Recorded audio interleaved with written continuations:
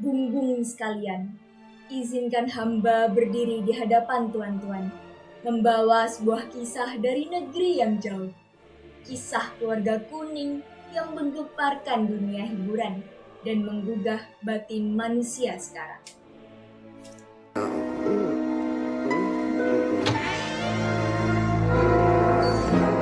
Why do you want your brownie before you go to bed? Come on, let me cut you a brownie while they're still hot. Dad, I'm kinda edgy right now. Adapun cerita ini bermula dari seorang seniman bernama Matt Groening. Pemuda dari Amerika yang kala itu mengguratkan hidupnya dalam komik Life in Hell. Pada suatu hari, Bung, ketika ia dipanggil untuk membuat segmen animasi pendek, ia pun menciptakan keluarga baru. Keluarga yang kemudian kita kenal sebagai The Simpsons.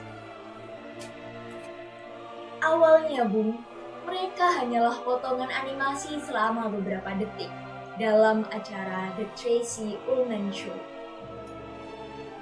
Namun, siapa sangka dari cuplikan sederhana itu tumbuhlah sebuah mahakarya yang menembus batas zaman.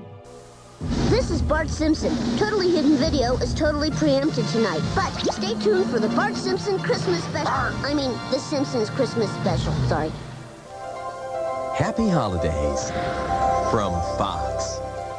Pada tanggal 17 Desember tahun 1989, episode penuh Simpsons Roasting on an Open Fire ditayangkan. Dan sejak saat itu, dunia pun mengenal keluarga paling absurd sekaligus paling jujur ini. Brave. Bart! The magic space. Di balik dinding produksi berdirilah 3 tokoh penting. Matt Groening, James L. Brooks, dan Sam Simon.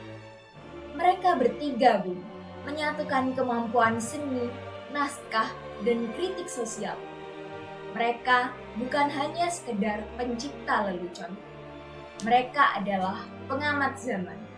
Mereka membaca surat kabar, mendengar keluhan rakyat, mengikuti politik, teknologi, sampai perilaku manusia. Hingga The Simpsons menjadi serial satir yang bukan sekedar tontonan, melainkan cermin bagi masyarakat modern. Setiap episode mereka seperti catatan harian dunia, ditulis dengan tawa yang kadang pahit, kadang lirih, tapi selalu jujur. Tatkala hamba memandang karya ini, Bung, tampaklah bagaimana keluarga Simpson. Homer, sang ayah yang bodoh dengan hatinya yang hangat. Marge, seorang ibu yang lembut memikul dunia dengan kesabaran. Bart, anak lelaki yang nakalnya melompat-lompat. Lisa, anak perempuan yang pikirannya lebih dewasa dari umur. Dan Maggie, bayi yang diam namun selalu mengerti. Mereka semua tampak biasa, sederhana. Tapi justru karena itu, kita merasa seperti melihat diri sendiri. Mereka hidup di kota fiksi bernama Springfield. Kota yang bisa menyerupai kota mana saja.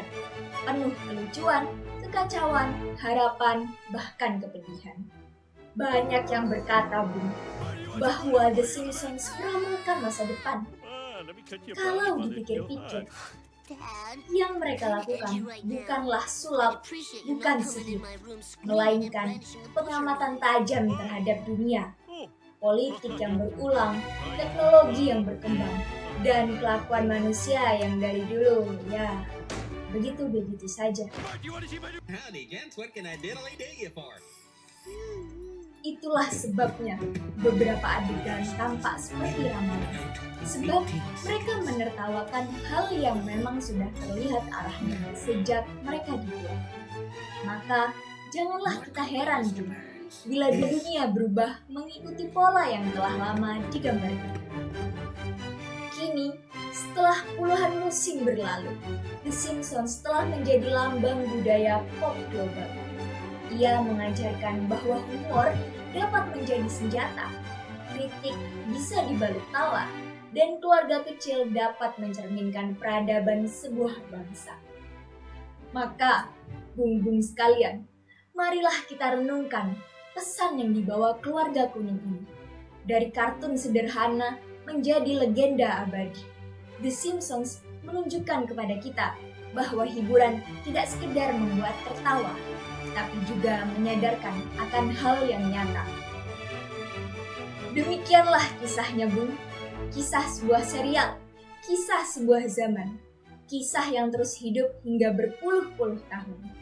Sebab mereka bukan sekedar gambar bergerak, mereka adalah cermin, tempat dunia melihat wajahnya sendiri. Sekian, terima kasih, dan sampai jumpa. Salah.